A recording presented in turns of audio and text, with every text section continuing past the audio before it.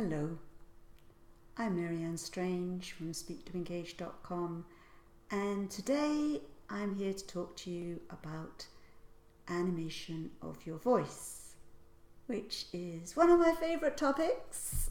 I get very excited about it. And what do I mean by animation? When I say animation, you might think of cartoons, and that's a good metaphor because when we think of cartoons, we think of colour, rich colour, variation of scene, a little bit of emphasis, a little bit of exaggeration, and some action. And therefore we find them easy to follow. So with voice animation, I'm talking about variation of your voice. And there was a study of the most popular TED Talks, and it observed that the most successful of the presenters of the popular TED Talks had 30.5% more variation than the less popular. So that really illustrates how much we pay attention to the variation in somebody's voice. It's likely to keep the listener's attention when you're talking to them. Okay, likely to keep the listener's attention. And when we get nervous, there's a tendency to slow down, to go monotone, to say things maybe a little bit too seriously, and then it's difficult for the audience to understand. Okay, so I'm going to kick off with a couple of quotes, and I'm not sure if I'm pronouncing this correctly. Friedrich Nietzsche once said, "We often refuse to accept an idea merely because of the tone of voice in which it has been expressed and that is unsympathetic to us." So we put a lot of value judgment on the tone of voice and the variation. And I'll share a little story with you just to illustrate that. Many, many years ago, I had a boyfriend that was tall and liked to expound on subjects with great authority. So when he talked to maybe a small circle, just a very small group of listeners, some friends, or even his parents, and mine, he would talk calmly, he would talk seriously, he'd look you in the eye, and he'd take his time. And more often than not, people would respect what he said, believe what he said, and come to him for advice. Me, on the other hand, in contrast, at the time, I was more anxious and shy and hesitant about what I said. I was a thinker, so sometimes I questioned the details of what I said. Result, I was hesitant, quieter, maybe slightly more high-pitched, maybe rushing my words together a bit more. And the result of that was people tended not to listen to me in the same way. They tended not to come to me for advice, but to my boyfriend. And this was really quite frustrating for me, and I'll tell you why.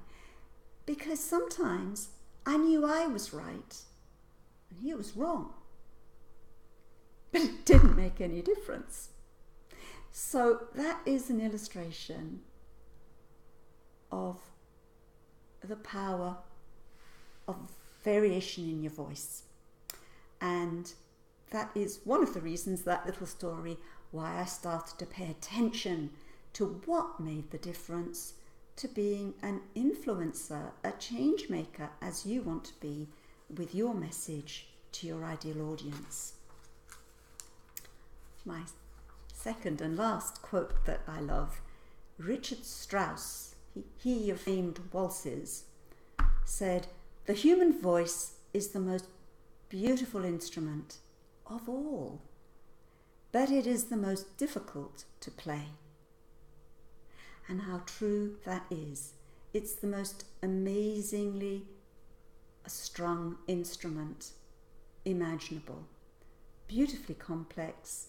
We all have the ability to use it, but to use it well, it's a skill, it's a challenge. Now, I'm not going to ask you to sing, or even especially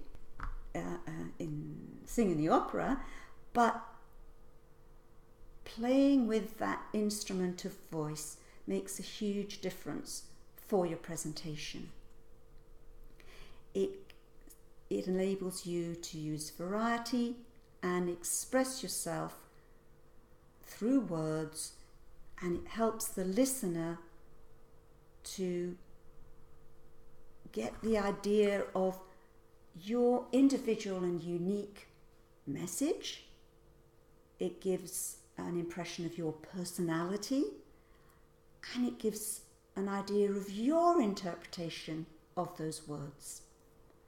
And that's why I'll often say it's important you give that message.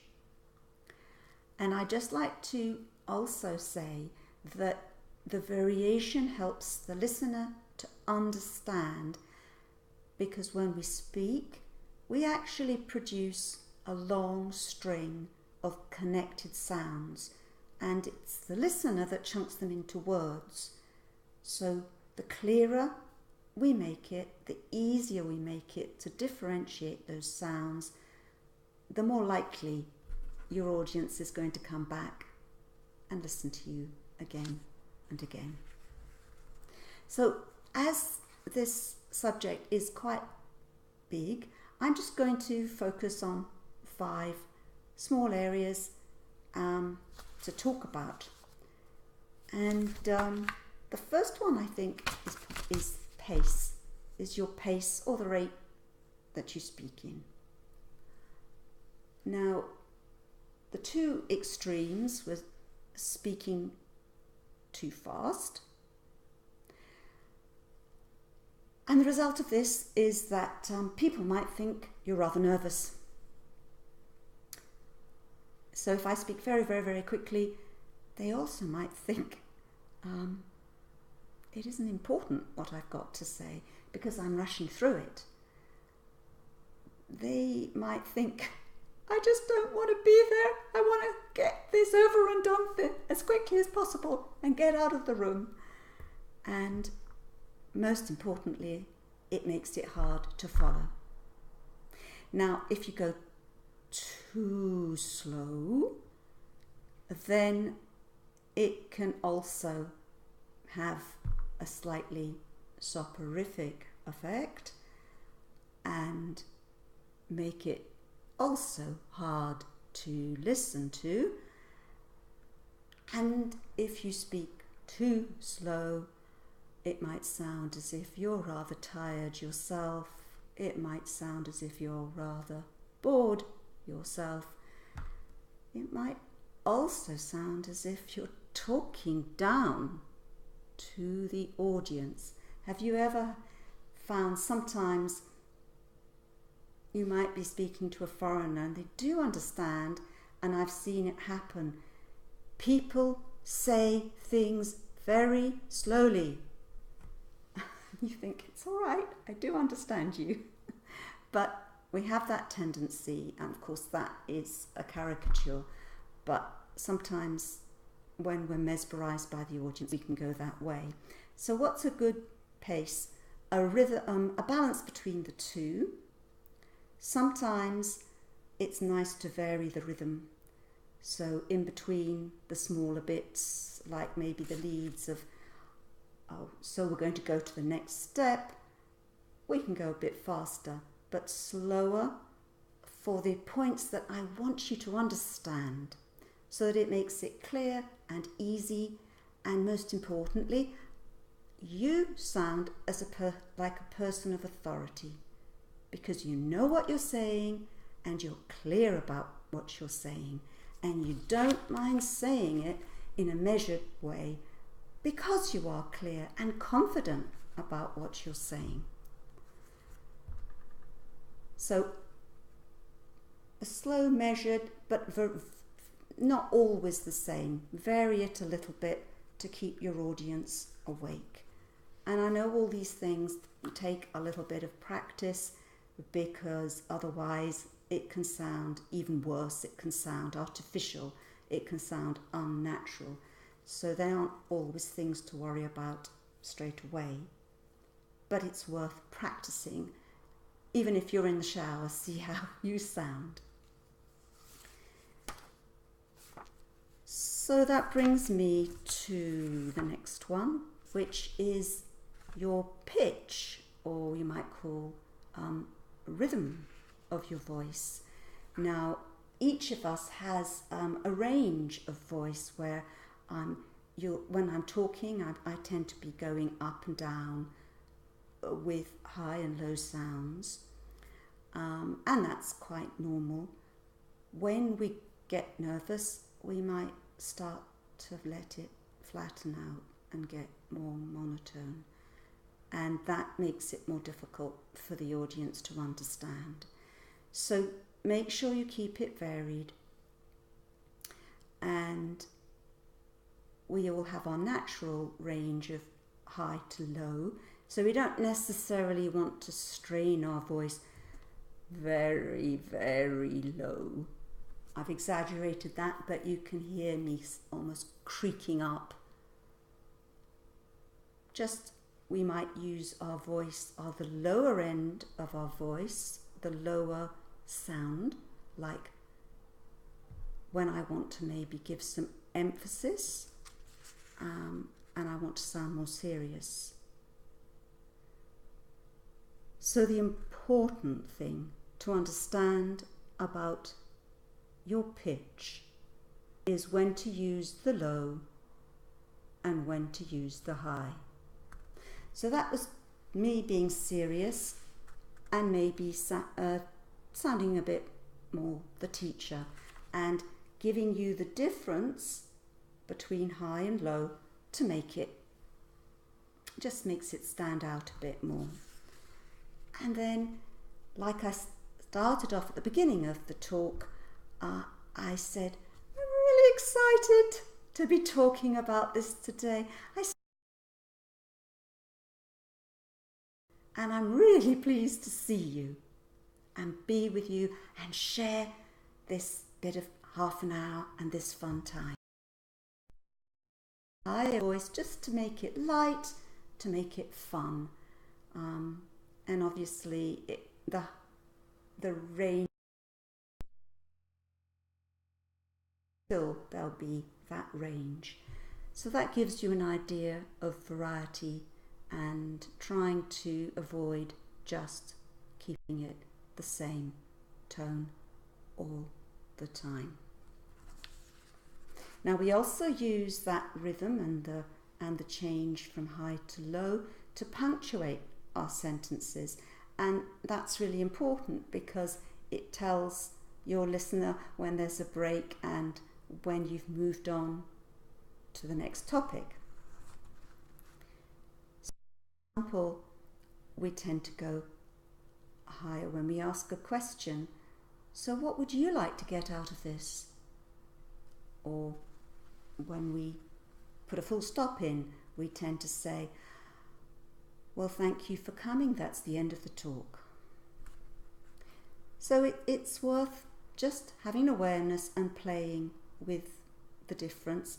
The punctuation and the question you do normally in your everyday speech, but just practice it in your talk when you're in a shower, talking to a friend, so that you feel that there's a bit of variety when you're actually talking to your audience.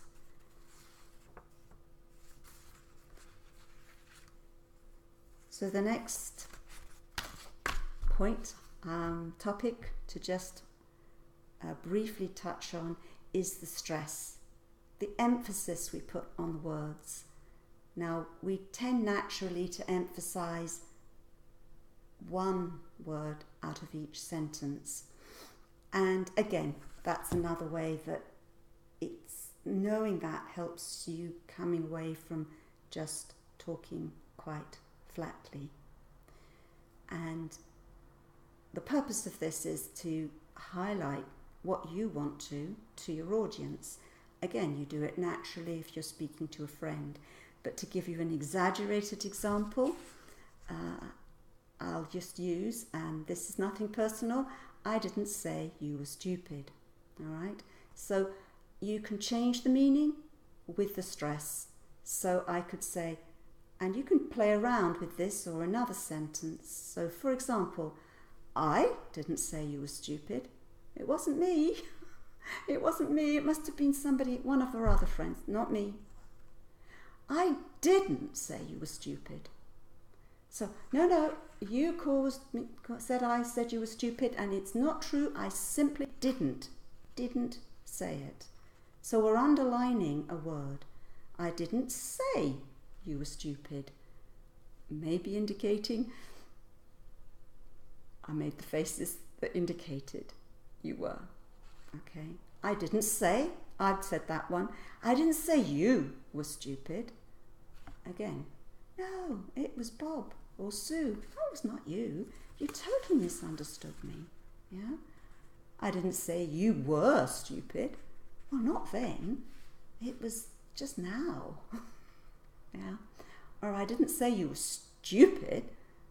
I just said you were daft or funny or ridiculous. Yeah?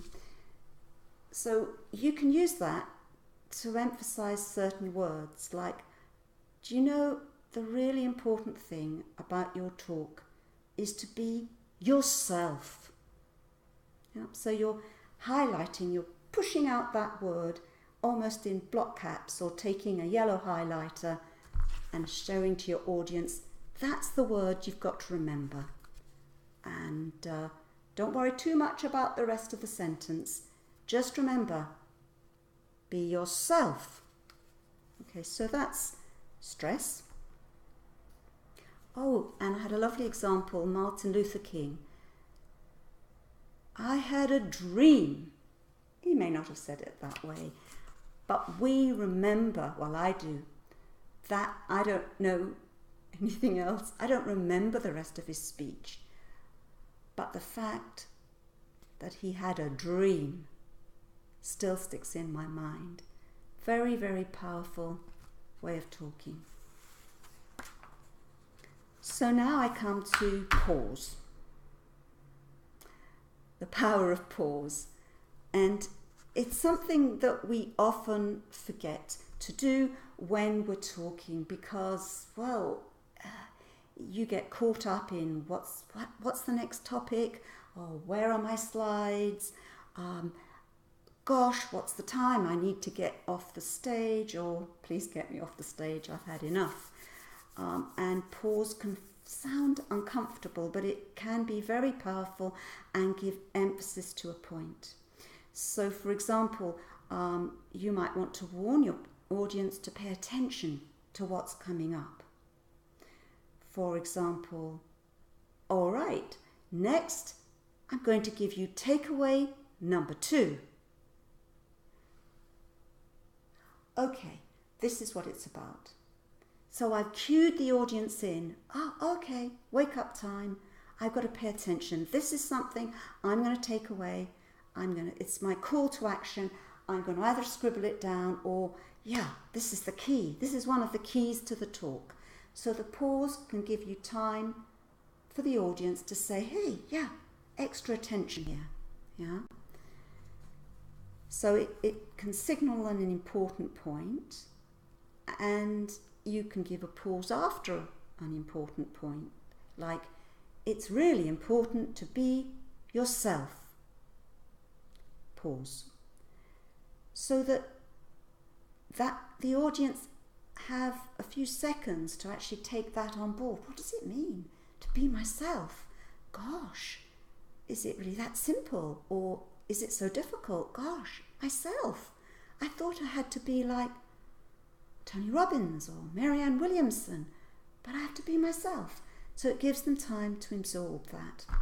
Okay, so it can be very powerful and worth playing with.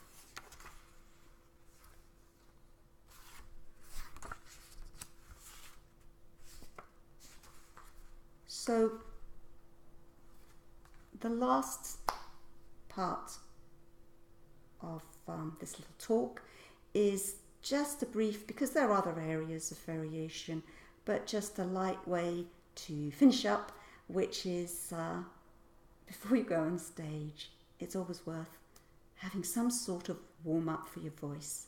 So our voice, it needs looking after, just like any other muscle. And in fact, we have a lot of muscles that are involved in producing our speech. Whether it's breathing, actually making the sounds, forming the sounds, there's a lot. And if you go off there without warming up your voice, just like singers, then it isn't as easy.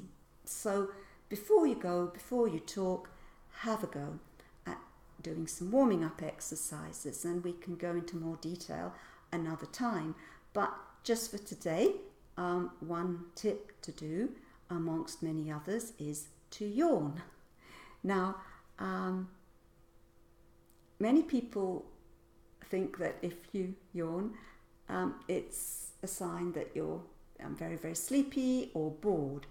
But actually, it's often given as an exercise to relax your speech muscles.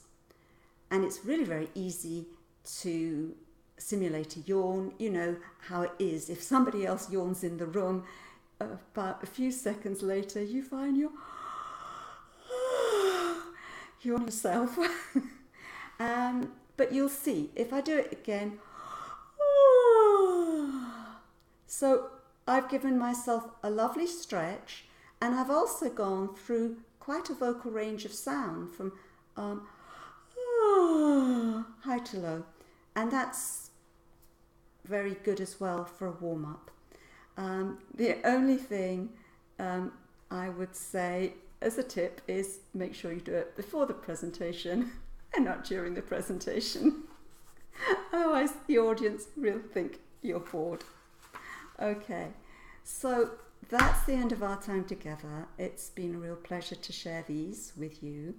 And if you want to find out any more about any more tips on vocal variation, finding out more about learning confident speaking skills and engaging your clients, visit speaktoengage.com and book your free discovery session.